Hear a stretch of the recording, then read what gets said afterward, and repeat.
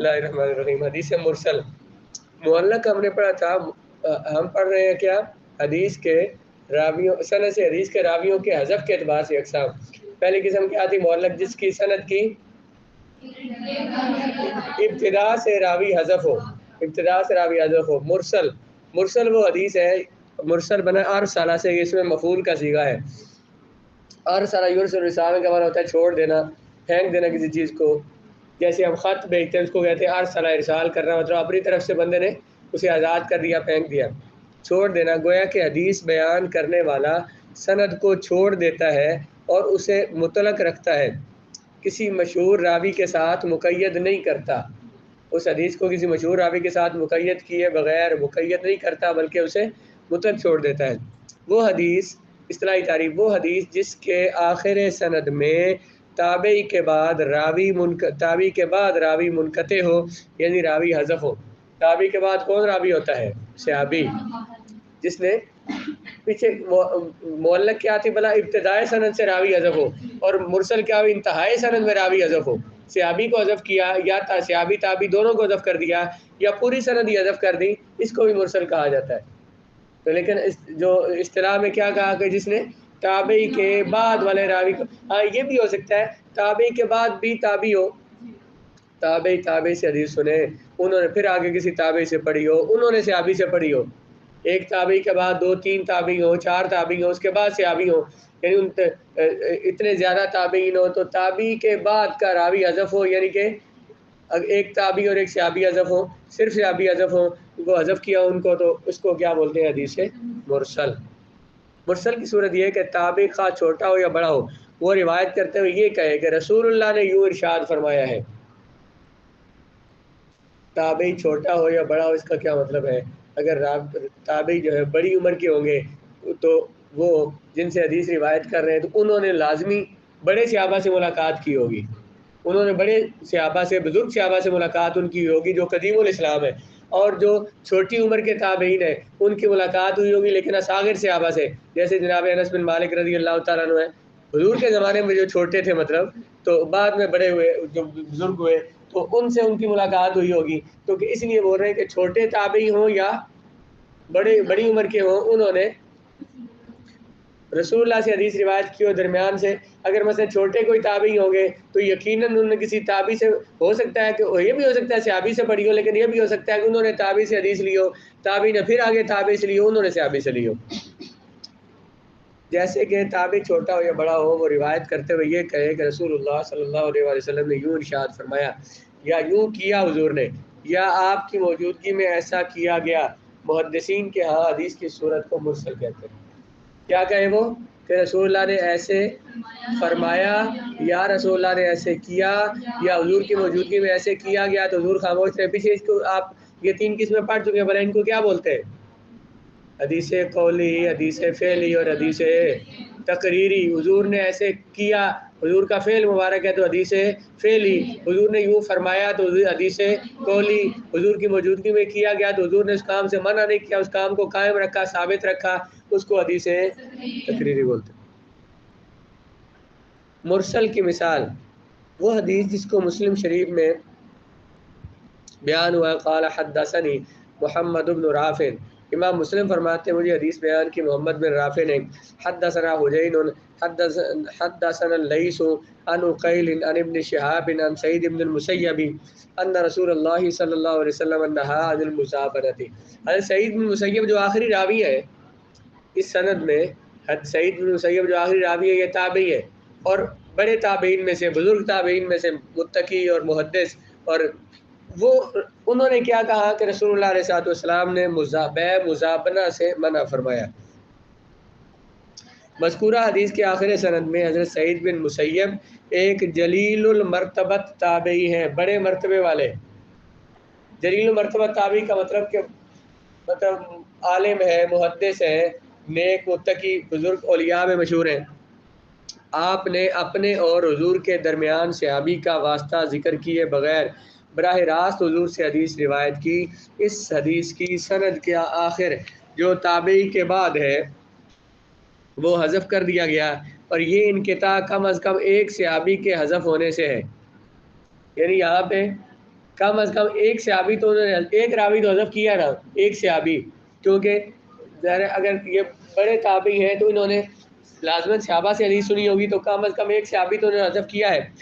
اور اس میں مزید یہ بھی امکان ہے کہ صحابی کے ساتھ ساتھ کوئی اور راوی بھی حذف کیا ہو، یعنی حضرت سعید بن مسیب نے بھی تابعی سے حدیث سنی ہو اور تابعی نے صحابی سے سنی ہو، تو انہوں نے اپنے اوپر جو تابعی تھے ان کا بھی ذکر نہیں کیا اور جو صحابی تھے ان کا بھی ذکر نہیں کیا۔ اب حدیث مرسل کا مقام و مرتبہ، اس کو دلیل بنائیں گے یا نہیں؟ جو حدیث مرسل ہوگی اس کو کسی مسئلے کے لیے، کسی مسئلے پر دلیل کے طور پر پیش کریں گے یا نہیں؟ علماء محدثین کے نزدیک درجہ بالا صورت مرسل کہلاتی ہے۔ محدثین کے نزدیک یہ اس حدیث کو مرسل کہتے ہیں۔ محدثین کے نزدیک یہ تعریف ہے مرسل کی کون سی؟ کہ جس کے آخر سند سے راوی حذف ہو، تابعی کے بعد راوی حذف ہو۔ مگر فقہا اور اصول فقہ کے نزدیک مرسل کا مفہوم اس سے عام ہے۔ جو فقہ کے علماء ہیں اور اصول الفقہ کے علماء ہیں ان کے نزدیک، مجتہدین جو ہے مثلا، ان کے نزدیک مرسل کا معنی اس سے عام ہے۔ ان کے نزدیک ہر منقطع مرسل ہے، اس میں انقطاع جس طریق سے بھی ہو۔ وہ کیا کہتے ہیں کہ ہر حدیث منقطع جو ہے جس میں جو اس محدثین کے نزدیک تو مرسل صرف اس کو کہتے ہیں اس کے آخری سند سے حدیث راوی حذف ہو، اور اصولیین کے نزدیک حدیث میں کہیں سے بھی راوی حذف ہے نا، منقطع جو ہے، منقطع کے معنی سند میں کہیں بھی انقطاع ہے، چاہے ابتدا میں، چاہے آخر میں، چاہے درمیان میں۔ اصولیین جو فقہ والے ہیں یہ ان سب کو مرسل کہہ دیتے ہیں۔ تمام حدیثوں کو کیا بول دیتے ہیں؟ ایسی حدیثوں کو مرسل، کن کو؟ جن سے کہیں سے بھی راوی حذف ہے، اول سے، آخر سے اور درمیان سے۔ حدیث مرسل کا حکم، مرسل اصل میں ضعیف ہوتی ہے اور مردود روایات میں سے ہوتی ہے، کیونکہ اس میں حدیث مقبول کی ایک بہت بڑی شرط نہیں پائی جاتی۔ کون سی تھی وہ؟ اتصال سند۔ اتصال سند وہ اس میں نہیں پائی جاتی، اس لیے ضعیف کی اقسام میں شمار کرتے ہیں۔ اور کیونکہ وہ جو راوی محذوف ہیں ان کی حالت بھی متعین نہیں ہوتی، جو راوی حذف کیا تو اس کا پتہ نہیں ہوتا وہ کیسا ہے۔ احتمال ہوتا ہے کہ یہ محذوف راوی اگر تو وہ صحابی ہیں، جو راوی نے حذف کیے اگر تو صحابی ہے تو صحابہ کے پھر تو شک کوئی نہیں حدیث میں، کیونکہ جو صحابہ ہے، سارے صحابہ کے بارے میں امت کا اصول ہے کیا؟ صحابہ تو کلہم عدول، ان صحابہ سارے کیا ہیں؟ عادل ہیں، نیک متقی۔ ان کی شخصیت پر کوئی بات کریں گے ہی نہیں کہ انہوں نے فلاں میں کوئی اس طرح کی بات کی یا فلاں کے بارے میں وہ کہ ان کا حافظہ صحیح نہیں تھا، کچھ بھی بات نہیں کریں گے ان کے بارے میں، صحابہ کے بارے میں بات نہیں کریں گے۔ اتنا ہے کہ فقہاء نے صحابہ میں فرق کیا ہے کہ جو محدث صحابہ ہے، صرف محدث ہے، ایک وہ جو محدث بھی اور فقیہ بھی ہے، مجتہد بھی ہے، تو مجتہدین کے اقوال کو جو غیر مجتہد صحابہ ہیں جو صرف محدث ہیں ان پہ ترجیح دی جاتی ہے۔ جیسے مثلا انس بن مالک رضی اللہ تعالیٰ عنہ، بہت سی حدیثیں روایت کی آپ نے، حضرت ابو ہریرہ بہت سی حدیثیں روایت کی، سب سے زیادہ حدیث روایت کرنے والے وہ ہیں۔ دوسری طرف محدثین ہیں، صحابہ ہیں جن میں حضرت سیدنا ابوبکر صدیق ہے، جناب عمر ہے، حضرت عثمان ہے، مولا علی ہے، حضرت عائشہ صدیقہ ہے، حضرت عبداللہ بن مسعود ہے، عبداللہ بن عمر ہے، حضرت عبداللہ بن عباس ہے، حضرت زید بن ثابت ہے، دبئی بن کعب ہے، حضرت ابو موسیٰ اشعری ہیں، اور حضرت معاذ بن جبل۔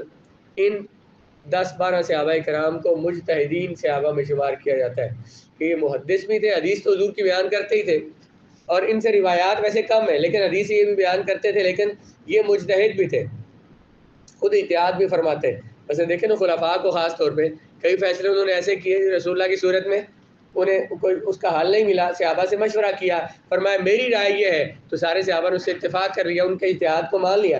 تو مجتہد صحابی کی ایک روایت ہے اور کسی غیر مجتہد صحابی سے دوسری روایت ہے جو معنی میں مخالف ہے، تو اس روایت کو لیں گے جو مجتہد صحابی کی روایت ہوتی ہے، لیکن ان کے وہ درجوں میں فرق آ رہا ہے، عادل ہونے میں فرق نہیں، نیک متقی سارے ہیں، اس میں کوئی کلام نہیں ہے۔ تو یہاں پہ یہ کیا کہہ رہے ہیں کہ مرسل حدیث میں اگر تو صحابی حذف ہے، یقین پتہ ہے کہ صحابی حذف کی، صحابی کا نام انہوں نے نہیں لیا تو صحابی پہ کلام نہیں ہے، اس لیے اس کی ساری سند صحیح ہو گئی، باقی سارے راویوں کو دیکھیں اگر وہ صحیح ہے تو حدیث صحیح ہو جائے گی۔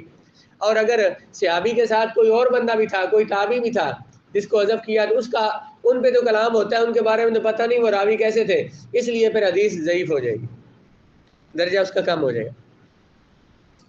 کیونکہ محذوف راوی کی حالت بھی متعین نہیں ہوتی، اور یہ بھی احتمال ہوتا ہے. احتمال کا معنی شک ہو سکتا ہے یا بندے کا گمان یہ ہو سکتا ہے کہ یہ جو محذوف راوی ہے کیا پتہ وہ غیر صحابی کے علاوہ کوئی اور بھی ہو، غیر صحابی ہو، اور پھر جب یہ احتمال ہو کہ صحابی کے علاوہ کوئی اور بھی یہاں پہ حذف کیا ہے تو پھر حدیث کے ضعیف ہونے کا احتمال زیادہ ہو جاتا ہے. لیکن علماء محدثین اور دیگر علماء نے مرسل کا حکم اور اس کے حجت ہونے میں اختلاف کیا ہے، کیونکہ انقطاع کی یہ قسم سند میں کسی بھی دوسرے انقطاع سے مختلف ہوتی ہے، کیونکہ اس میں عموماً صحابی ساکت ہوتا ہے اور تمام صحابہ عادل ہیں، ان کے مجہول الحال ہونے کے میں کوئی نقصان مدرت نقصان نہیں. کیا کہتے ہیں اس میں محدثین میں فقہاء میں اختلاف ہے حدیث مرسل کے حکم میں. کہتے ہیں کہ اکثر ایسا ہوتا ہے کہ حدیث مرسل میں کون حذف کیا جاتا ہے؟